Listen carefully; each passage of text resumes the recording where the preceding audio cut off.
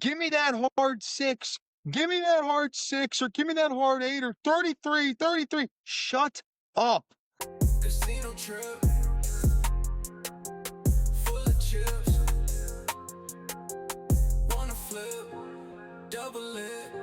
Welcome to the Full of Chips podcast, the only chips you'll never lose, where the stakes are high, the takes are bold, and the conversations are always full of chips.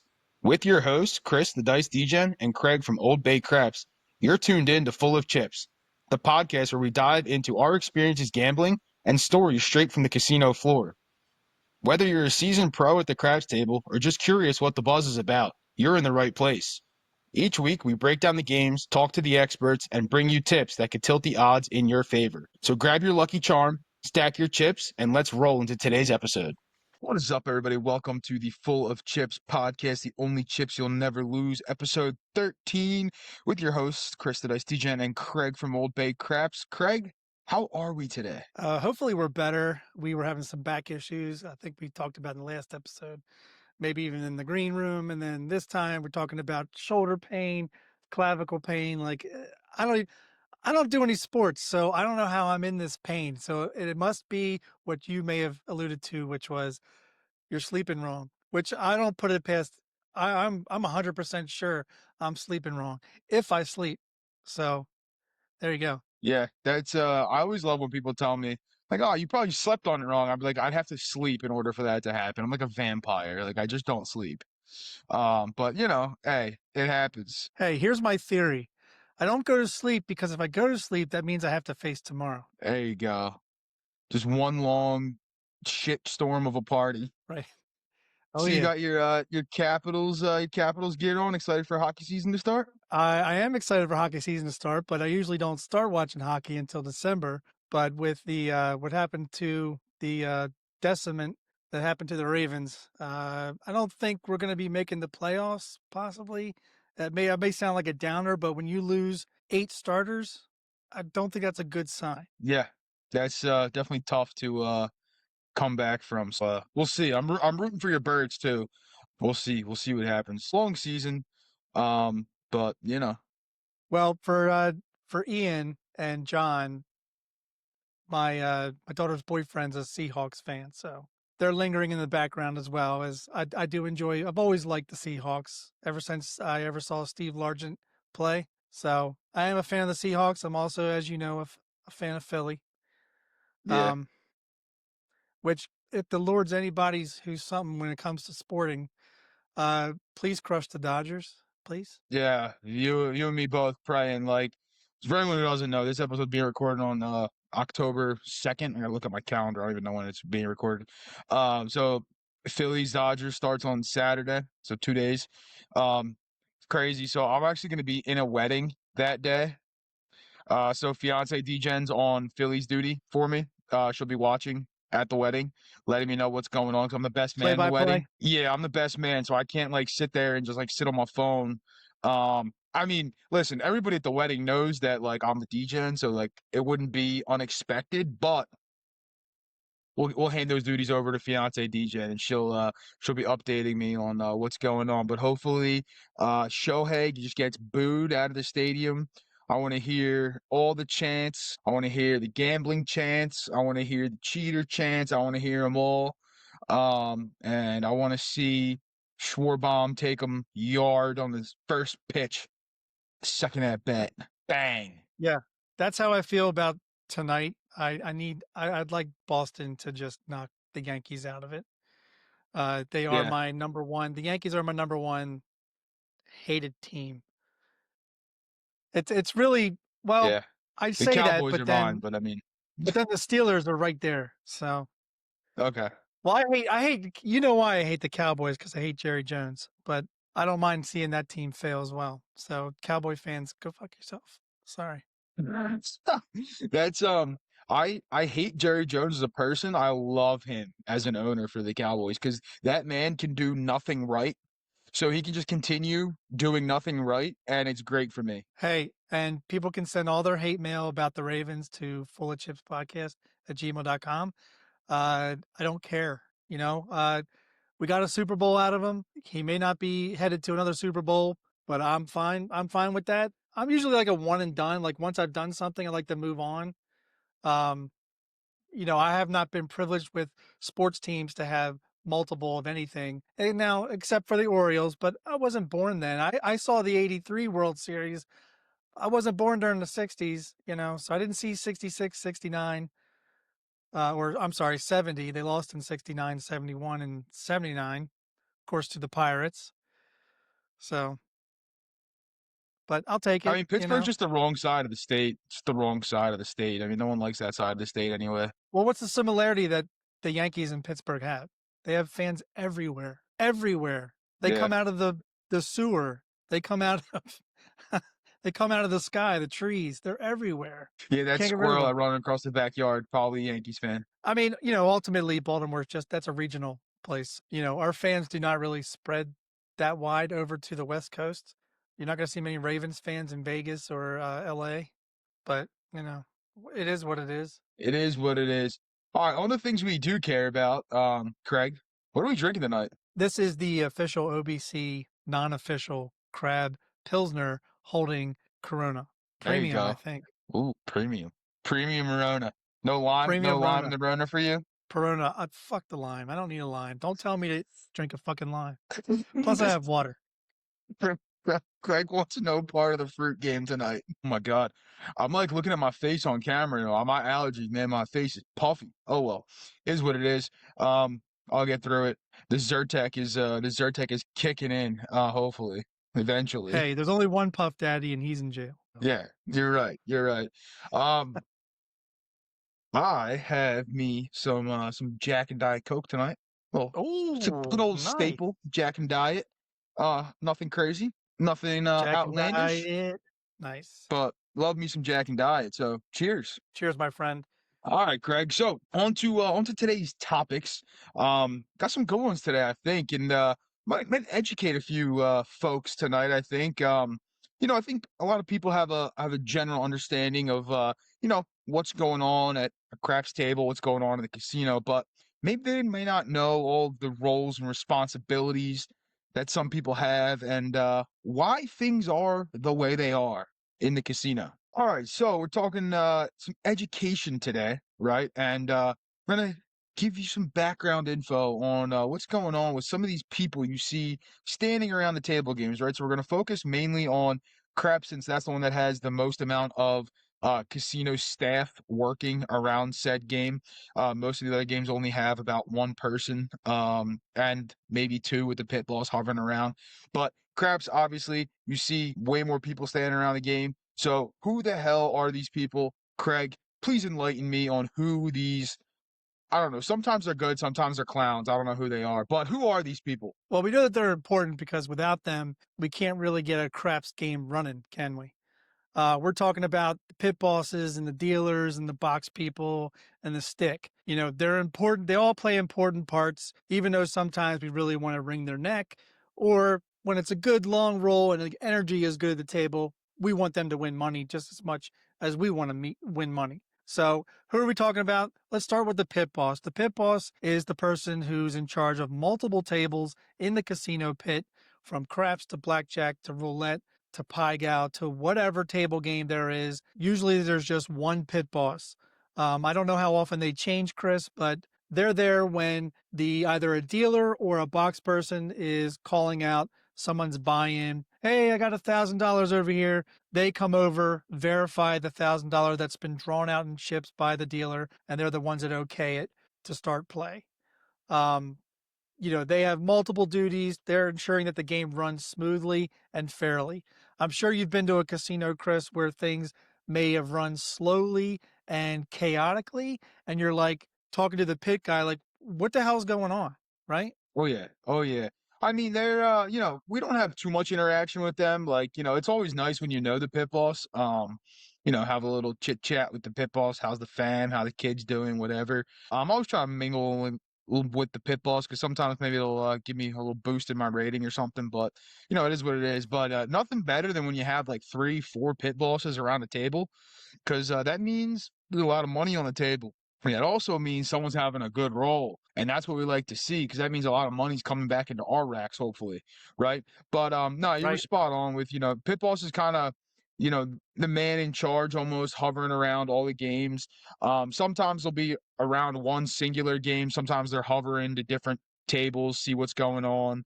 But in reality, like you said, right, they're there just to make sure that games running fair. They handle usually any like disputes that happen between maybe a dealer and a player. Typically, sometimes the box will handle it, but more often than not, it's the pit boss coming over and handling whatever's going on. And they're like you said, they're looking for the large payouts, the large buy-ins, all that kind of stuff. They're always there for that, and yeah, always you hear them, color coming in, and then the pit boss got to come over, and you know sometimes they need to come over a little quicker though, in my opinion, because sometimes I sit on that blackjack table and I'm like, wait, and I'm waiting, I'm just give me my money, like I gotta wait for the pit. I've actually been on a table where the player who came and colored in, um, or I'm sorry, created their buy-in and put it on the table, that the dealer's just standing there calling the pit boss once, twice, four times, and then finally says, all right, here are your chips. And then eventually the pit boss comes over and does a little nod, like a little look over, and they're like, okay. You're like, really? It took you like 10 minutes to get over here, and we still can't even start this game yet. Because even though they gave the chips, they're not going to start the game until they got the okay that they can start the game. Yep. And like you said, they're there to handle disputes. They're there to also monitor the dealer performance on a table. So recently, in a previous episode, I talked about the private tables that we had after Craps for the Cure, and we had all new dealers. It was so slow, Chris. It was like 7-8 minutes per roll. So we actually called over the pit boss to talk to them and say, you got to get somebody on this table. Now, the second night, they were actually able to give us an experienced dealer who had worked on Carnival Cruise or one of the cruises for 15 years. So, she was fast. She was the kind that, like, when she gives your change back, she does that little circle thing with her finger on the table. They're able to slide things to you and, do all these special tricks and stuff. They're expert dealers. They've been there a while. These people couldn't count $7 in chips if they were given a red and two white chips. Like, that's how bad these dealers were. But they're also there to eject unruly players. You and I have both been to a casino where people are yelling. The pit ball comes in. The pit boss tells them, look, you got to calm down or we're going to throw you out. And they do not care. They will throw your ass out. But they're there to handle the sticky situations while also looking at dealer performance and making sure that the game is fair. Not much else I would think on pit bosses.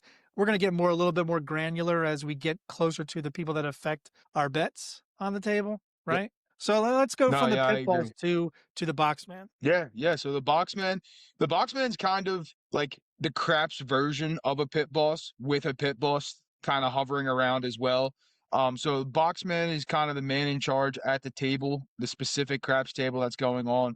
They're supervising pretty much everything that's going on. They're watching the dealers, they're watching the players, they're doing all that. But they also have another job too, which a lot of people don't actually know. um, which is kind of funny, because I didn't realize this until I was told this a little while ago. But so I didn't realize that pit boss is usually watching one specific side, and it's the side that the dice are coming from.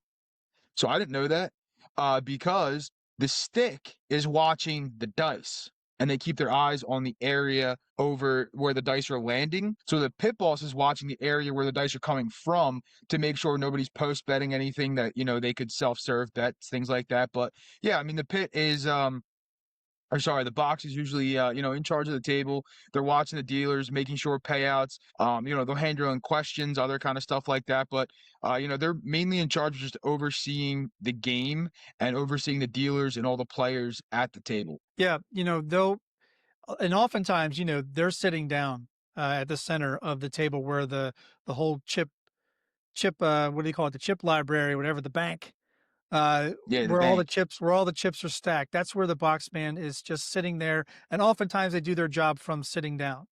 They're not usually standing. Very rarely will I see them stand, and it's usually because of a player dealer dispute, or a payout dispute or something like that. But you're right. They're there watching the table, watching what's happening. That's why they have that mirror up on the opposite side of the craps table on the inside. The players can't see it from where they are. They just see the chips out in front of them. But down below their rail is a whole mirror that shows the whole entire table so they can see anything sleight of hand. They can see anything the dealer or stick do when they're moving chips. They can see the players pick up their chips, and also when the players are picking up the dice. Because as you know, we may not have actually said this, but you're only allowed to touch the dice with one hand. You can switch hands, but you can't play around with the dice in both hands. So if you ever see a YouTube video where somebody's using two hands, tell them to go fuck themselves because that's not reality and they shouldn't be doing that.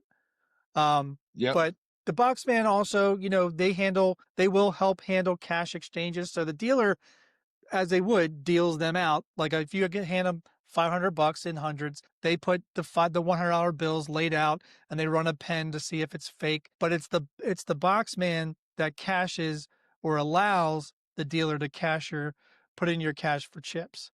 And the dealer will draw your chips out. The box man will look at it, make sure the stacks are right, and then we'll give the okay for the dealer to stack up the chips and push them toward you. Yep. Yeah, they're important at the tables, right? Like, I mean, in terms of like the actual craps game, obviously I would say the dealers and the stick are like the two most important, but the box is very, very important for all that. Also, the box is the one who's usually doing your rating, especially at the craps table. Like for blackjack, other games, the pit's walking around, they'll take a look at your bets, all that kind of stuff. Now on the craps game, obviously the pit is doing some stuff, but the box has been sitting there. So usually any like questions and things along those lines, you want to go to the box. If the pit's not around a lot, for example, we're in Harris, Atlantic City, playing the tables, like especially in the morning, right? Like there's 5 craps tables. Obviously, only one of them's open, but the pit cycles between, that one table, and then they leave that area and go over to the blackjack area and other stuff, and like the Spanish 21, 3-card poker, all that kind of stuff. So the pit isn't always around. The box is handling some of those ratings and other things, and like, that's, I don't know if that's not at every casino, depending on the casino. Like I know my local, there's a pit always watching just the craps games. They have a separate pit who's watching other stuff, but there's always a pit watching, and they just cycle between the tables that are open. They're just kind of, doing a lap all the way around. But each table's got a box who is, supervising that specific game. So the box is probably your best bet if you have rating questions and other things along those lines. That's who you want to go to. The only other thing I'll say about a box man is that they're kind of like the pit assistant manager. So like Chris said, they're kind of like pit junior. They'll handle disputes as well. If they get to a point where they can't handle the dispute because maybe it's an unruly player or a player who's physically causing harm to somebody, they will then go and grab the pit boss or call for the pit boss to come over and handle exclusively, which only means that player is either going to calm the fuck down or they're about to get ejected, most likely by security. But that's what they're there for. Now, the only other thing I'll say is I was at South Point one time, and Chris and I talked about before that sometimes there are bets that are not exactly on the layout that the casino will allow you to play. So he mentioned last week that the world bet is not on every layout, but they will allow you to play the world bet because they know how to function with the horn and the NE7 to make a world bet work. They know the payout is the same. It just doesn't have an actual world or whirl on the layout. So I was at South Point and they don't have hop bets on this one table, but I asked the box man, hey, can I hop the 6s and 8s? And he was more than happy as he was sitting there. He put my chips out in like a diamond shape on the table and said, I got you covered. You want to hop the easy 6s and the 6 hard and all the 8s as well. I said, yeah, just for, $5 each. He's like, I got you. Don't worry about it. It's a bet. So always ask the box man if you have a question about a bet that maybe you don't see something on the layout for, and see if they'll take the bet, because sometimes they will. Yeah, no, that's a really good point. Because they're the ones who are going to book the bet. The dealers usually won't. The dealers will usually ask the box, but the box is going to be the one who's actually booking that bet. So yeah, great point there. If you don't see a like standard-ish bet on a table that you want to place, always ask the box, because more often than not, they're more than happy to place it, and they'll book it for you, and they'll handle whatever it is. Um, you also want them to know because in Craig's instance, right, he put that diamond formation out there. The cameras see what's going on. Obviously, there's microphones too. They can hear what's going on. But if there is a question about it, you have, you know, basically the person in charge of the craps game handling that bet, so that nothing is really going to happen with that, right? You're going to be good either way, the payout will be fine, all that kind of stuff. Whereas like if you have somebody else handle it, like a stick or somebody else, like someone might get confused, hey, what's that bet, like what is that? And then when I didn't take that bet, I don't know what you're talking about, blah blah blah. But no, the box is the person to go to on those bets. So, I think it'd be best just to go down the hierarchy. And to me, the hierarchy goes from box across the table to the stick. The stick is the next Okay. person in line because they're the ones handling the dice. So they have your fate in their hands, literally. They're also booking all the prop bets and bonus bets. And they're also keeping math calculations because there's always math calculations for people who don't put proper bets out there, like 102 on the 6 and 8, Chris. We see it all the time. Mhm. But the stick person is the one who kind of has the final say over dealers when it comes to a payout being correct. The stick will usually be the person who corrects the dealer. That's been my experience, whether it's Vegas or Atlantic City. They're the ones with the stick, literally a stick. But they're the ones that call out all the dice calls. They'll call out the Yo 11 or Yo Levine, the dancing queen, because you have to decipher between 7 and 11. And there's only so many ways. So a Yo is perfect. It's usually an extended Yo Levine, but they've shortened it to Yo in most casinos because that just sounds dumb to me. Yo sounds much better. But you definitely know if a Yo is called versus a 7. They believe me, they will not hesitate to call a 7 exactly what a 7 is, ending the roll, unless it's a come out roll and it just resets everything. But the stick person is also managing the bets, like we said, in the center. So all the horn bets, hardways, hops, bonuses, C&Es, that's the stick's job. You just toss in the chip. We said it last episode. Just don't be hyperbolic when you send your chips their way. Don't go like that and just expect them to catch all your 4 nickels for your horn bet in one thing. Just lightly toss it to them. Most of the times they can catch it all together and not have it splash everywhere, but it does splash from time to time. But that's it's all in the fun. One thing I will say before I hand over to Chris, just because it irks me the shit, is when a stick person leans over toward you or forward, please don't hesitate to ask them to step back. Some will give you some crap answer that the casino is making them do. That's bullshit. They can easily step back so that you have a clean sight of your landing zone when you're throwing the dice. So don't be afraid to act like that. Okay. And again, the box person is there to then overrule the stick person if you're not getting what you were expecting to from the stick. Yep. Yeah, I mean, as Craig said, right, managing center bets, all that kind of stuff. The only thing I would add with the stick is like the stick is really the pace setter of the game right now. Sometimes dealers can slow things down, but the pace is the coming from the stick, right? The energy, the vibes, usually coming from the stick, right? Like Craig said, when they make the call out for whatever number it is, sometimes you'll hear some funny calls, right? Some innuendo based calls. Craps is a game of innuendo, so you'll hear some funny things. Hopefully the stick is good. To me, there's nothing better on a craps table than a really good stick. Like when the stick is a experienced dealer and like they're really enjoying the game, that's when like craps to me is the most fun. Yeah. And they're really driving the game, the energy's high, like all that kind of stuff. That's what you want to see. As opposed to, like just a boring stick. Oh, that's a 4. Come on. Give me a call. Like, give me the 2-2, the ballerina, or like, little Joe from Kokomo. Give me something, right? Like, give me something here. But more often than not, sticks usually pretty good. They're, like Craig said, right? They're keeping track of bets. They're keeping, people honest, all that kind of stuff. So I mean, besides the box, to me, the stick is like the most important person on the craps table. Yes, the dealers are the ones who are going to pay you, which we'll get to in a second. But the stick is the one who's kind of overseeing things. They're also watching the dice, right, to make sure valid rolls, things along those lines. For the folks at home who don't know, most of the time, right, you can't throw dice above eye level of the stick. Now, it's not a hard and fast rule. Some sticks are a little bit more lenient, some are a little bit more crotchety with it. But you're trying to keep the dice below eye level of the stick so they can watch. The reason is, yes, they can tilt their eyes up and look up. And for anybody who's listening to the audio only, yes, I was just looking up.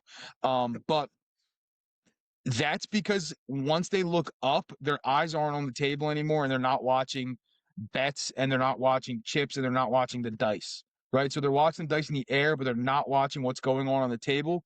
And you'll see, not often, but some people try to, sneak in a bet here and there. So that's why the box is watching one side, sticks watching the other side, just to make sure nobody's throwing in bets or, oh, I had this placed. No, you didn't. Right. But yeah, sticks super important.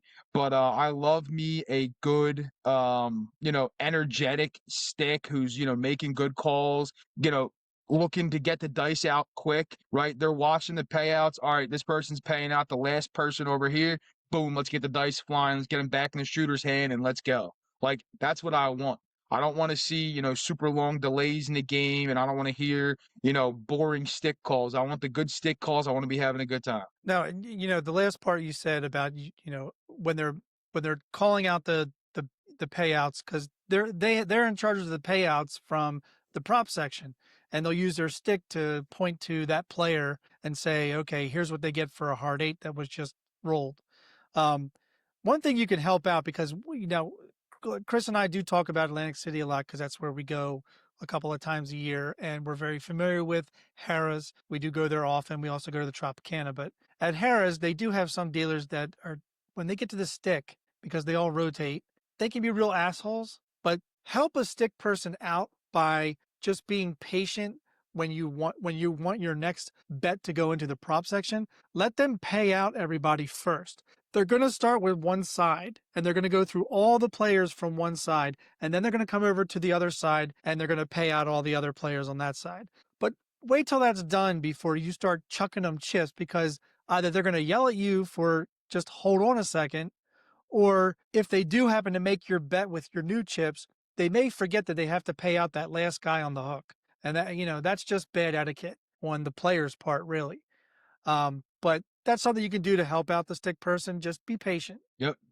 Yep. All right. Final crew member of the craps table. Talking dealers, right? Some people call them base dealers because they're standing at the base. You got two of them, one on each side, right? They're the ones who are actually going to be paying you, right? They're managing the bets in front of them, the pass line, any come bets. They're moving those when they travel, paying your field bets, your place bets, all that kind of stuff. Obviously, they're taking any losing bets, because the casino loves taking losing bets away from you. Believe me, those things disappear as quick as possible.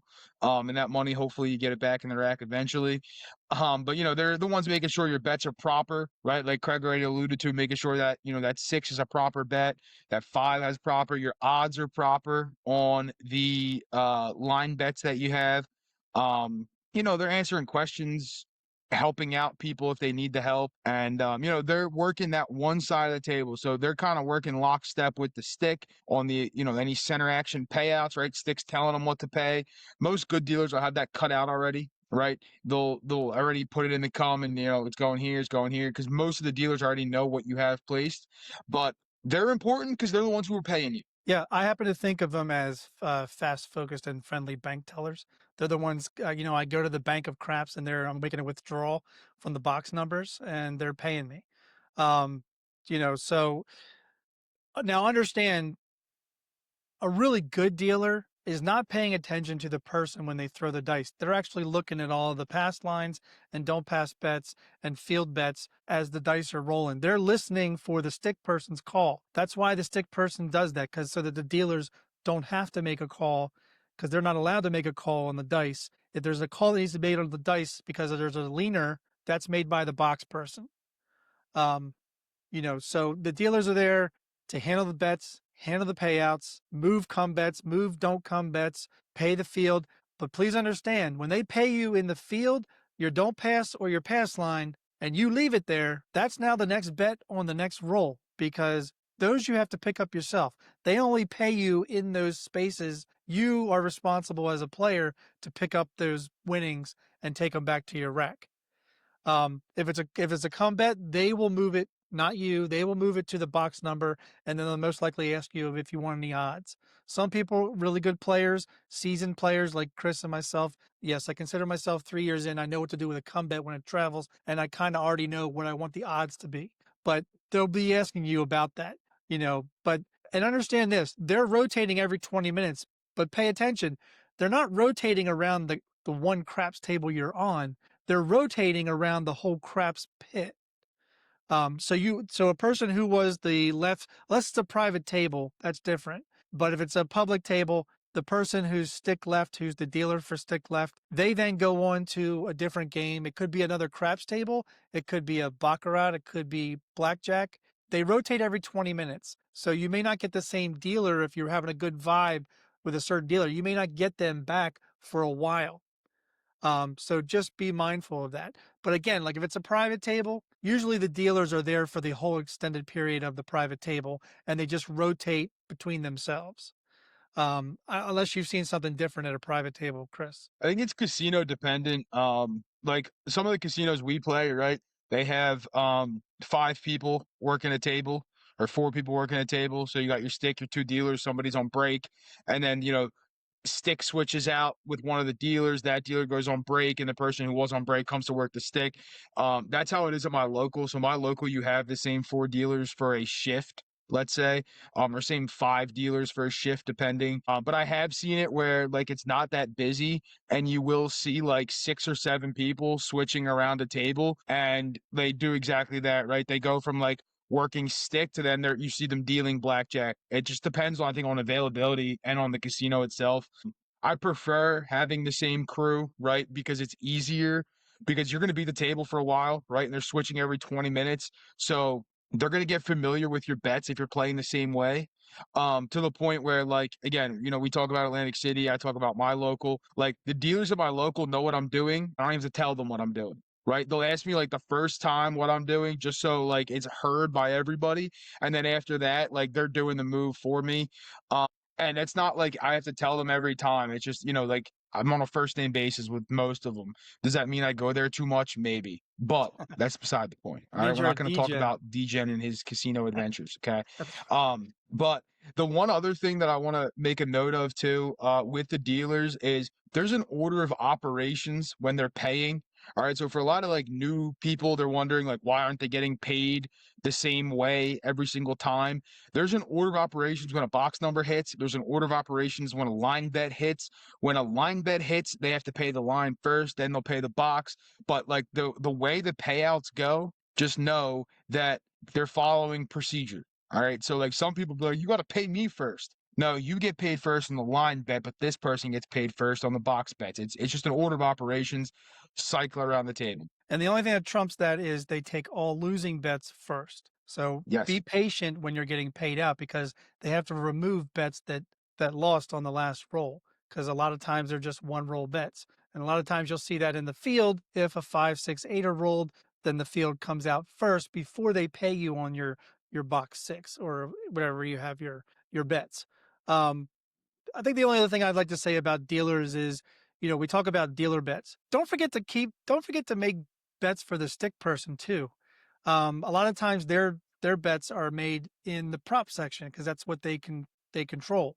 So if you're going to make a bet for the stick person, put a bet on the hard way for them, or make a horn bet for them, or let them make the bet wherever they want. A lot of times people do player control, which means the player controls where the bet goes and whether it can. Now, not all casinos will allow a bet to increase. Usually, once it hits, it has to be paid and then put into their cash box. But if they allow it, tell the dealer, I'm going to put you up on the boxes across and player control, which means when it hits, the player decides whether they can collect it or whether they have to press it. It still makes for a fun game, especially on a long roll. But as Chris has alluded to on some other tables he's played, they've had dealer bets higher than what he brought home in his rack. Yep.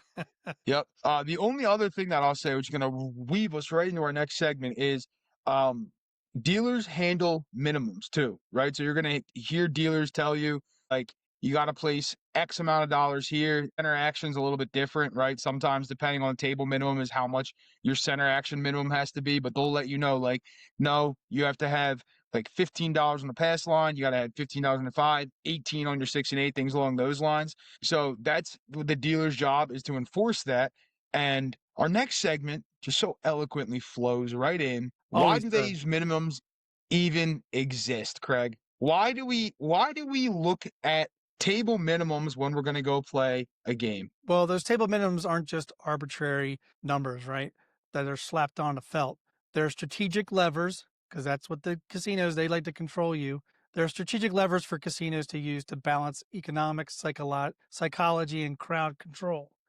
Uh, the latter, crowd control, I don't like it when they do that, but it makes sense that a lot of times they'll raise the minimum bet just to get the people that are trying to play as skimpy as possible off the table, because they know that there are other players waiting in the wings that maybe are people that come by a lot. So they know that that person's going to be betting a lot, or that person they know is going to have a higher buy in.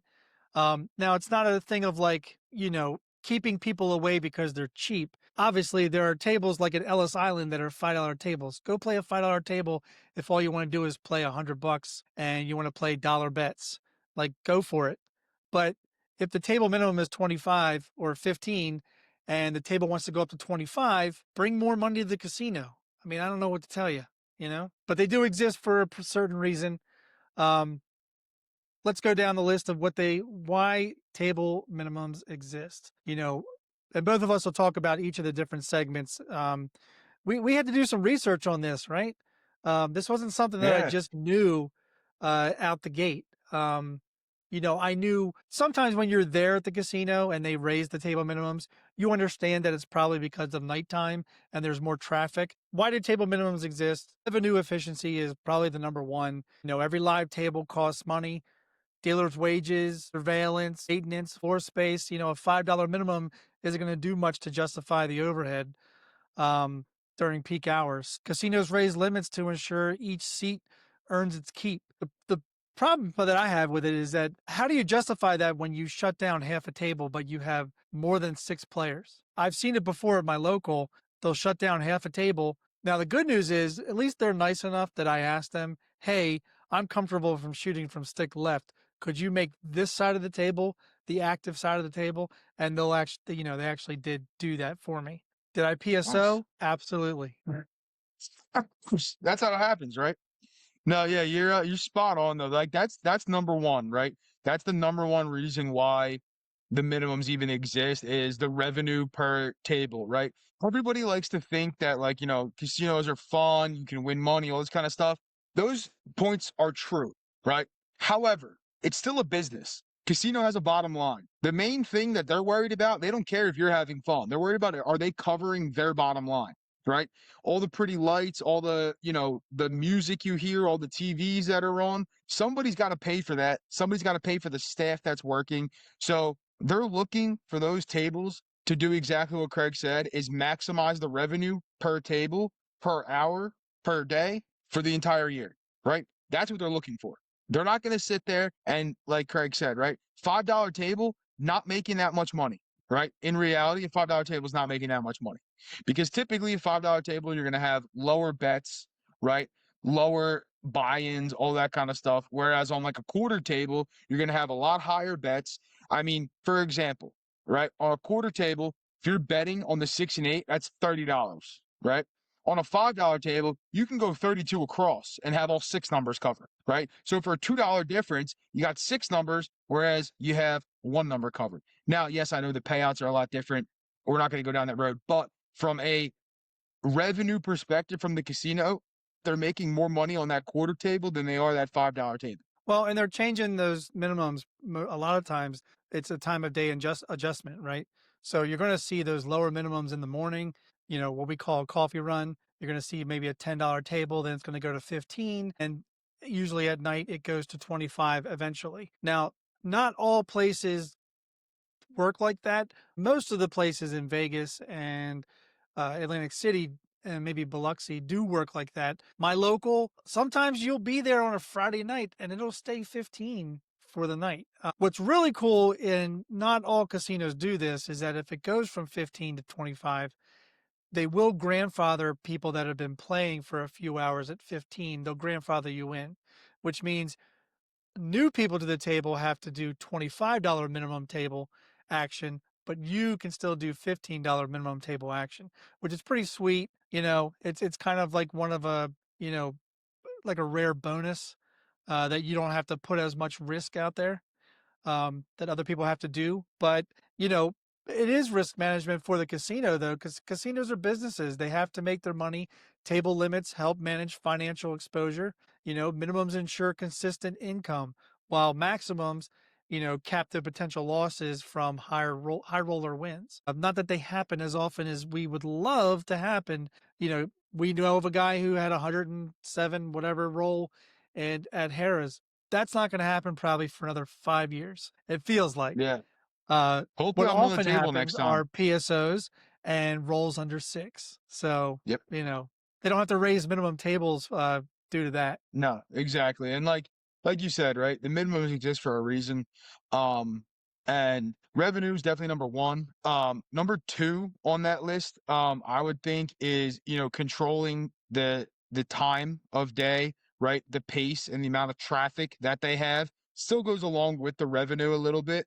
But they're looking for, like you said, right? Those I don't like to call them higher caliber players, but the players who are looking to bet more money, and more serious gaming, right? The low minimums usually attract lower clientele, and like not as much gambling, let's say, as opposed to a higher minimum. You're going to have more gambling. You're going to have people who are willing to risk more money, which again helps the casino's bottom line.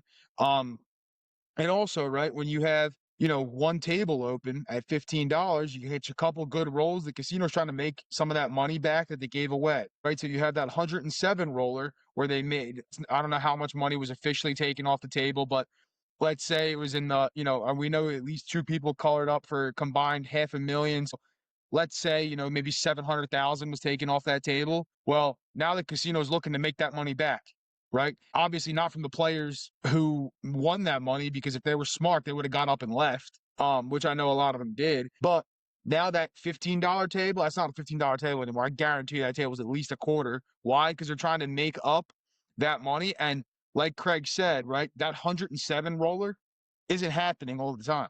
No. Those short PSOs, they are. Yeah. Yeah. And the short PSOs really suck on a 25 minimum table. Oh yeah. But you nailed it on the head with serious bettors. You know, crowd filtering is a part of the casino's business. They have to have higher minimums to create, exclusive or exclusivity, if you will. There's another word. Didn't I have that? What was that? I forget what that other word. The rigidity. Did I have that word in like episode 2? Yeah, rigidity. It's like I'm making these words up, as I go. But they have to deter the casual player who's playing crap, the riffraff, if you will, from crowding premium tables that they know they can get serious bettors into, and so they'll raise it up to 25 minimum. Now, I don't always mind it going to 25 minimum if I brought the proper buy-in. If you brought the proper bankroll to the casino and your buy-in is 1,000, 2,000, you're not really going to mind a $25 minimum table.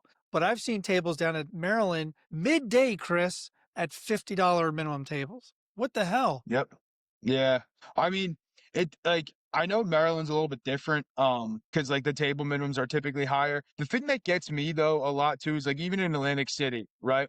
That, table was decent like in the evening into the night, and then like into the early morning, like 1, 2 o'clock in the morning. But then when you go down at 7 a.m. for the coffee run, it's still at a quarter with one person on it. Like lower the freaking minimum. What are you doing? Like this is the one aspect here where I'm sitting here and I'm like, you're actually hurting your revenue right now. Because if you lowered that table from a quarter down to 15, that table would have at least 6 to 7 people around it, if not more, as opposed to people seeing that quarter. And they're like, well, I'm not going to play that game. I'll go do something else until that table does come down. Because eventually they're going to, like, the casinos aren't stupid, right? They're going to sit there and see, all right, well, we have nobody playing this game. I guess we have to lower the table, right? Eventually, they're going to have to lower it. But sometimes they're super stubborn, right? I mean, we've seen it in Atlantic City where, we go down for a coffee run at 7 o'clock in the morning. We're all standing there around like, you're going to lower the table? No? All right, fine. We'll sit here and wait till you're going to lower the table. And we're just chit chatting, whatever. And like 2 hours pass and they still haven't lowered the table. And then finally they're like, oh, we're going to lower it to 15. If you would have done that 2 hours ago, you would have had a full table by now because the six of us who are standing here who want to play told you if you lower the table minimum, we'd all buy in. Well, that's why you're seeing more of the, the roll to win tables and Yep. stadium craps, which have the lower minimums, because that they tweak the payouts to the favor the house. But they allow it and they'll go really low. Now, do they put the little twist in it? They do. And how do they do that? You have to pay, you have to use a minimum of a total of $5. So when you try to make a $3 C&E bet, it gets returned right to your rack automatically because you didn't hit the minimum $5 that you had to play total on the table. Now, if you try to play Yep. $3 up in the boxes, no, they've made it to where the box numbers, you have to put a minimum of $5 on those stadium craps tables, and it's just not right. But if they're trying to reduce profit margin or offset the reduced profit margin, they're going to have higher minimums on games like baccarat. Not a lot of people just play not a lot of people play baccarat. What gets me, Chris, is that these lower house edge games with high minimums, like why is there a $50 minimum table for blackjack? It makes no sense to me. It would make more sense to have a higher minimum on a table that doesn't get played with enough people because you're trying to reduce, offset that reduced profit margin. It just doesn't make Yep. sense to me, but they do it anyways. And then they really get you when they don't open all the tables. The only one Mm-hmm. opened, and they do this at Maryland. This is why I brought it up earlier. When it was around noon, Chris, and they don't open till I think 9 a.m. at Maryland for craps. They'll actually open a $15 table sometimes. Most times it's a quarter, 9 a.m. and it's a quarter. And they open up one more table, but it's 50 minimum at Yeah. 9 a.m. That's just wrong. Yeah, it's ludicrous. And you brought up a really good point with the low house edge, right? Like you see the table minimums on, craps, blackjack, baccarat, games with relatively low minimum house edge, right? You walk into a casino, those are going to be your three lowest house edge games more often than not, right? Why can you bet $1 on slots? Well, because the house edge is high, and you're going to keep hitting the damn button, bing, bing, bing, bing, bing, bing, bing, bing, bing, bing, bing. So the point in is a lot, right? That's why you can bet $1 on slots. Same thing with some of the other games. They're $5 minimums. Why? Because the house edge is much higher.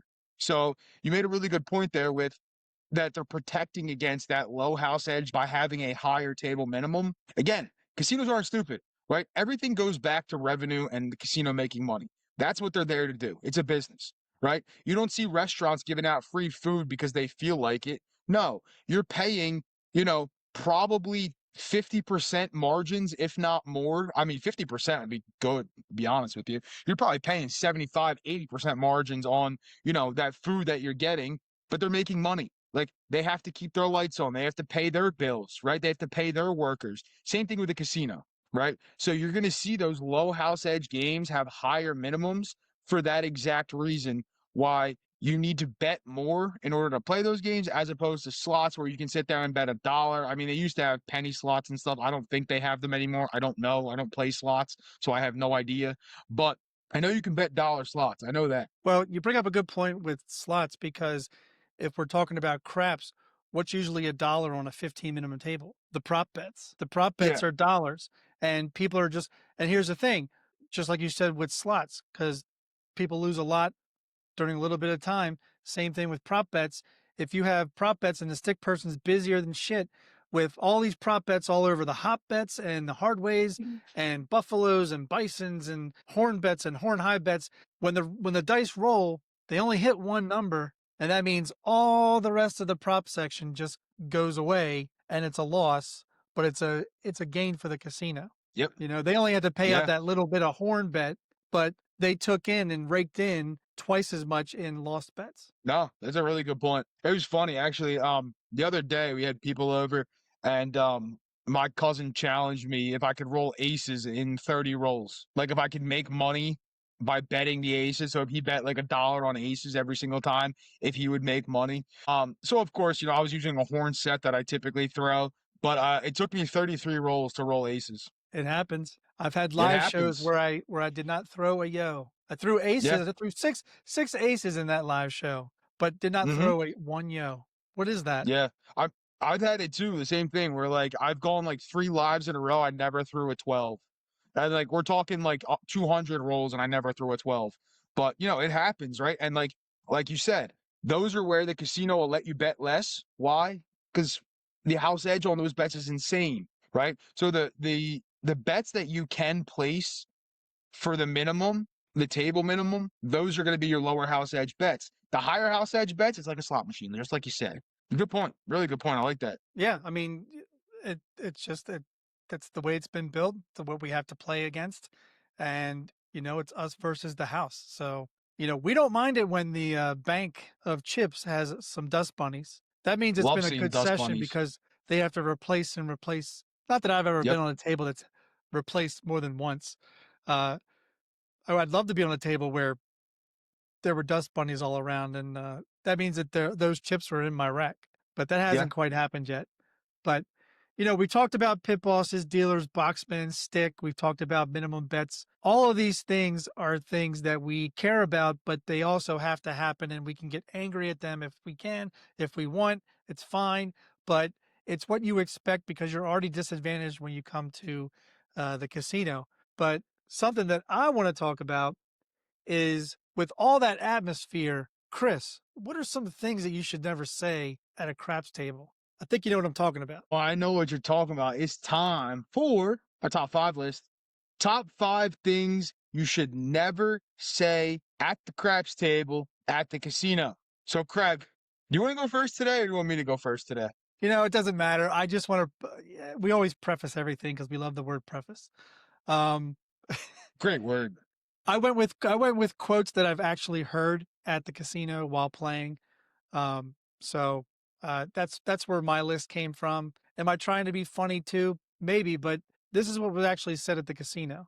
And it's not too outrageous. It is what it is. It's top five. I mean, these are top five things. There are probably 10 things that we've heard at the casino more often than not, but we only get to choose five, Chris. So what's your number five? My number 5, and again, to preface, as you know, Craig and I don't talk about this. So I just went with general things you don't say at the table.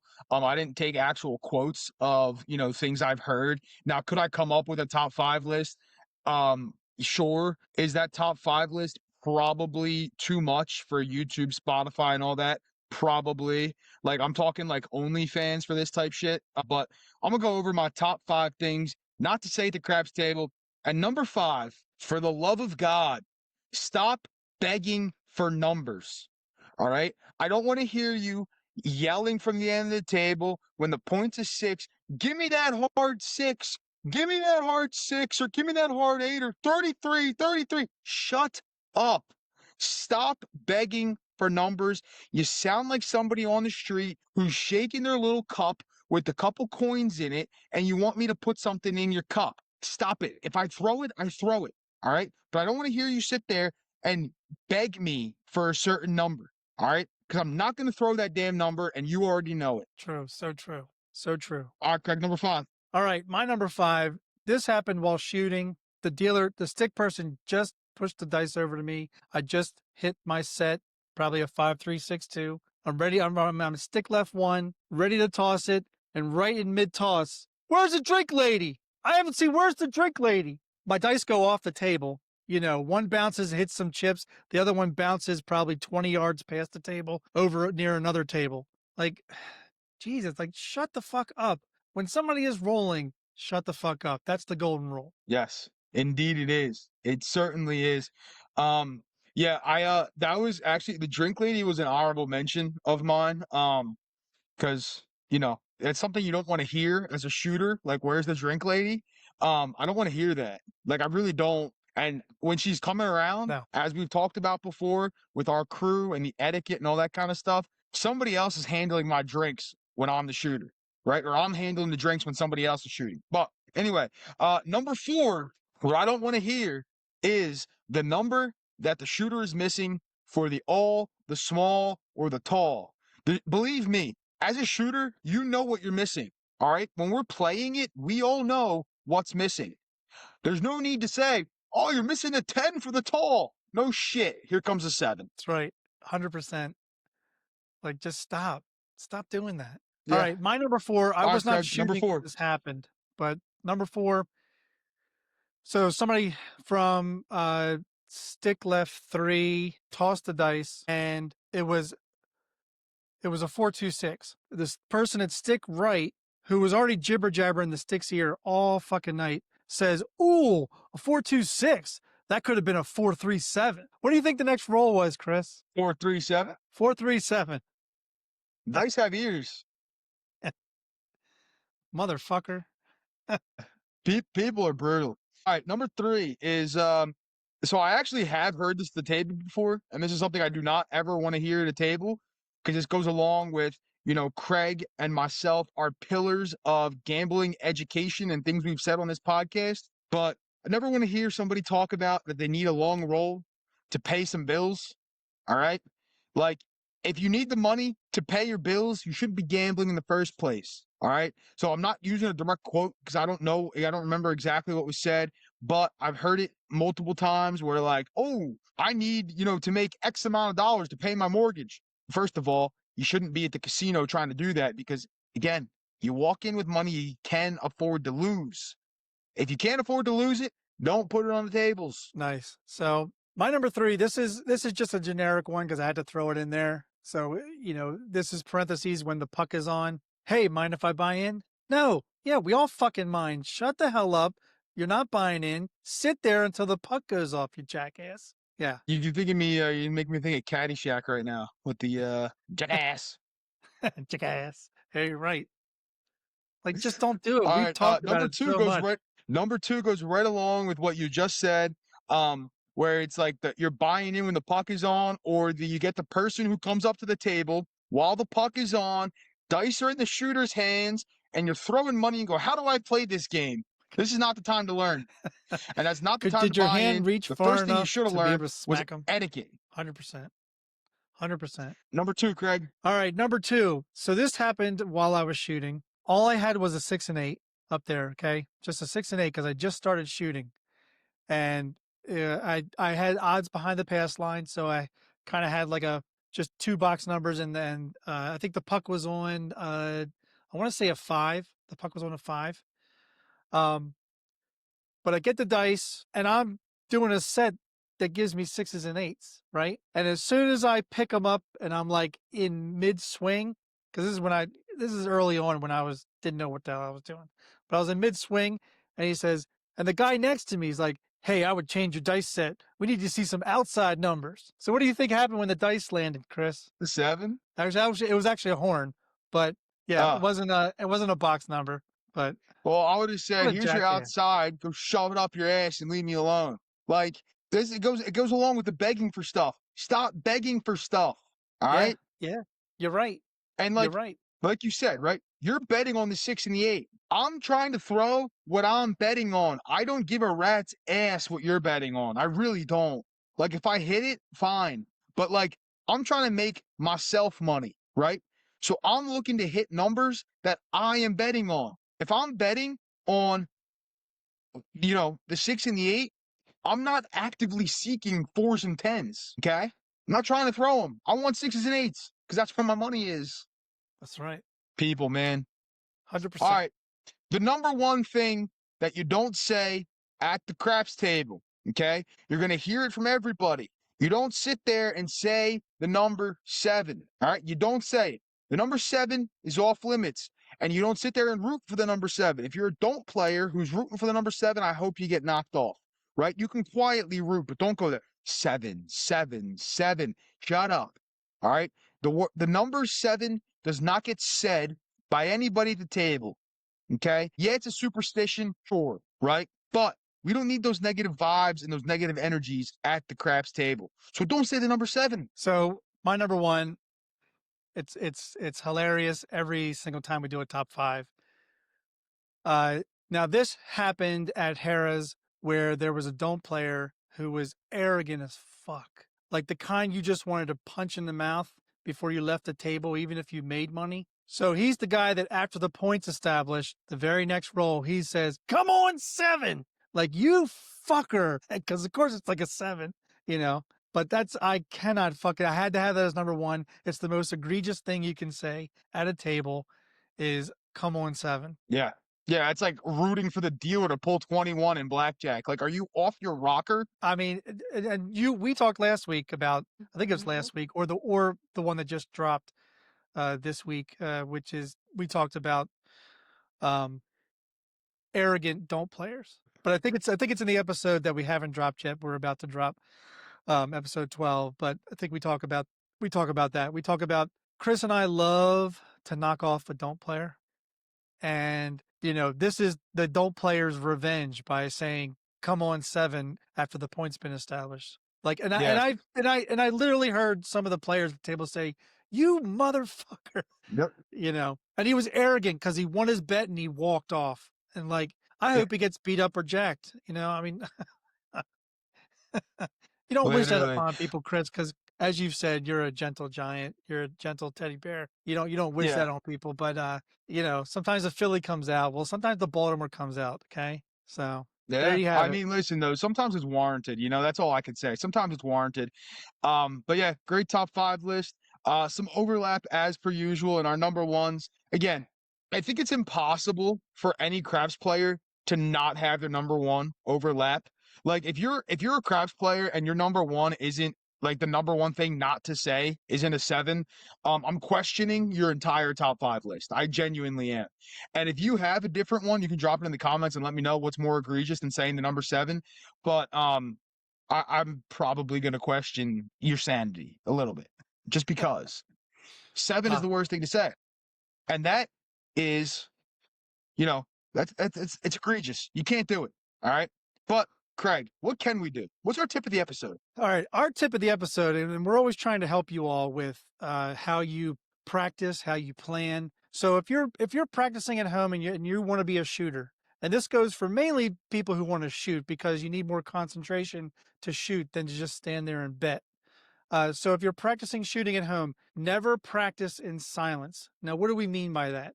I'll tell you what I do. So there are plenty of YouTubers out there in the crafts community who either record live sessions at casinos or they're actually going live at that moment. Put their show on or put their recording of a live session at a casino on so that while you're practicing shooting, you're hearing all the casino sounds that you would hear when you get there, because that way that'll help you not to be distracted by all the casino outside noise while you're shooting. If you're just shooting and practicing in silence, guess what? Unless you're there at 5 a.m. playing bubble craps, I mean, there's not going to be silence. The casino's blaring music all over the casino. Lights are flashing all over the fucking place because of slot machines. If it is a crowded table, you've got a bunch of people talking. You got drink ladies saying, "Hey, who wants a drink?" You got pit bosses talking to dealers, yelling out buy-ins. So there's a lot of things to distract you. So practice that when you're at your table. Put on some show or something in the background. Go to Spotify. Spotify actually has, or anywhere you listen to, Full of Chips. Uh, but anywhere you listen to anything, Shameless if you could plug. bring up, a lot of them have, there's actually albums of casino noise, whether it's dealers dealing, whether it's dice rolling, whether it's slot machine noises. As long as you have something that would normally distract you anyway, playing while you're practicing, you're shooting, you're going to be a better shooter. You really are, because 100%. you'll be more aware that you can shoot with distractions. Yep, that's a great tip, and I'm glad you brought up, the Spotify, the TV. That's what I do, right? So like when I'm practicing, and when I'm shooting, I'll do exactly that. Like on like a Spotify, I'll bring up, like casino sounds, or I'll just put music on, and just like, have it in the background. Now sometimes I don't like music, um, especially music that I know or that I like, because I can drown that out, like just, subconsciously. But having sounds on that, are unnatural to me, is definitely good for practicing for that purpose. And then while you're doing that, throw some chips in your landing zone because you're not always going to get a clean landing zone. But when you are practicing, set yourself up in conditions that actually mimic a casino, right? So, like Craig said, right, turn the TV on, put music on, put somebody who's live on, or put a video on or something that mimics those sounds, so you know what to do and how to handle that when you are in the casino. Because, like Craig said, it's not going to be silent. We can guarantee you that. You can go 5 o'clock in the morning. There's still going to be sounds. All right. Now, if you are hearing impaired, maybe it is silent for you. Okay. Or if you have hearing aids, you could turn them off. Fine. I don't know how it's going to inhibit your game. I have no idea. But don't practice in silence. I think it would work in their favor if they did what you said, was if the local people know you, they know how you bet, they know your next bet for you. So you don't have to worry about Yep. it. So if you're listening in silence or you turn down your hearing aid because you still want to shoot, they know your bets. They're going to go ahead and either they'll just show you, like, I need a quarter. You're like, there you go. Or you already know, you already got the bet out there.